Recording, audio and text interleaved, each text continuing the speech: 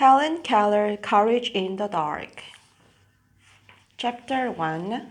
Helen Keller was born on June 27, 1880, on a farm in Alabama. Mr. and Mrs. Keller were thrilled with their beautiful, healthy baby, but then something terrible happened. When little Helen was a year and a half old, she became very sick. She had a high fever. Her parents were afraid that she would die. A few days later, the fever was gone, but something was still very wrong. Little Helen could no longer see or hear. The illness had left her blind and deaf. blind는 장님이란 뜻이고 deaf는 귀가 먹었다, 즉 귀가 안 들린다는 뜻이에요. The Keller's sweet little girl became a wild child. She kicked and scratched her parents when they tried to touch her. She yelled and screamed in a loud voice. How else could she let anyone know when she was hungry or tired or afraid? Mealtime was terrible for the Keller family. Helen stuck her hands into everyone's food. She threw things across the dinner table. Helen did whatever she wanted. Her parents could not make her behave. Once Helen walked in the middle of the night. Since she could not see, she thought it was morning. Mrs. Keller tried to put her daughter back to bed, but Helen insisted on getting up and getting dressed. Then she went into the kitchen. Though it was nighttime, she screamed for her breakfast. 안 보이니까 밤인데 아침을 달라고 소리 질렀대요. Helen's parents did not know what to do. They wanted to help their little girl, but how? They did not know any blind or deaf people. They did not know where to turn for help. One day, Mrs. Keller heard about Dr. Chisholm. He was a special eye doctor in Baltimore, Maryland. Some of his patients were blind and deaf, just like Helen. For the first time, Mrs. Keller felt a little bit of hope. Maybe Dr. Chisholm could help Helen. The Kellers took their daughter to Baltimore right away. Dr. Chisholm could not cure Helen, but he told the Kellers not to worry. He said that even a blind child could learn many things. He sent them to Washington to meet Alexander Graham Bell. Alexander Graham Bell 아시죠? 전화기를 발명한 사람이죠. Mr. Bell invented the telephone, and because his own wife was deaf, he knew a great deal about teaching deaf people. Mr. Bell told the Kellers about the Perkins Institution for the Blind. The Perkins Institution was a special school in Boston, Massachusetts. One of its students was a girl named Laura Bridgman. Like Helen, Laura was both blind and deaf. Teachers at Perkins taught her how to sew.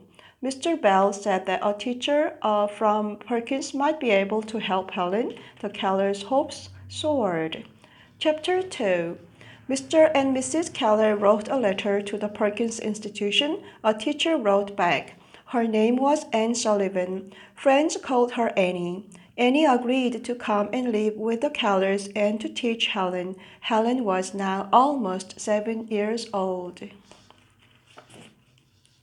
On March 3rd, 1887, Annie moved to Alabama. It would turn out to be the most important day of Helen's life. As a child, Annie had been almost blind herself. Luckily, several operations helped her see again, but Annie never forgot what it was like to be blind. She hoped she would be able to help young Helen. Right away, Annie saw that Helen was a tall, pretty girl, but she also saw that Helen was not happy. She almost never smiled. Helen could not understand the world around her. She lived in darkness and silence. She could not tell people how she felt. No wonder she was so unhappy. At first, Helen was not a good student. She did not obey Annie. Helen was used to having her own way. Her parents had allowed her to act out. They never punished her. They thought she could not control her behavior. Annie had to teach Helen everything. She was very strict with her young student. Helen was strong and stubborn, but so was Annie. Sometimes Helen pinched or hit Annie. When Helen hit her, Annie stopped her. Bit by bit, Helen learned to pay attention to her new teacher. Annie taught Helen many new things. She taught her to sit at the dinner table. She taught her to eat with a knife and fork and spoon. She taught her to dress herself and brush her hair. Annie wanted to teach her students something that was even more important. She wanted to teach Annie wanted to teach her students something that was even more important. She wanted to teach young Helen how to understand words. 단어를 가르쳐 주고 싶대요. At the Perkins Institution, Annie had learned a special finger alphabet. Different hand positions stood for different letters. She could speak to deaf people by spelling out words with her hands. Helen had lost her sense of sight and her sense of hearing, but she still had her sense of touch. Annie tried to teach Helen the special alphabet. She spelled out one word after another inside Helen's hand. Helen copied Annie and repeated the finger movements. She learned how to spell doll, cake, milk, and mug, but she did not understand what the words meant. Annie tried over and over, but Helen still did not understand. One spring day, Annie and Helen went for a walk outside. Annie took Helen to a well. The teacher pumped some water and let it run over Helen's fingers. Slowly, she spelled out the word water into Helen's palm. Then she did it again and again. Suddenly, the little girl understood. The wet liquid and the word being spelled in her palm were the same thing, water.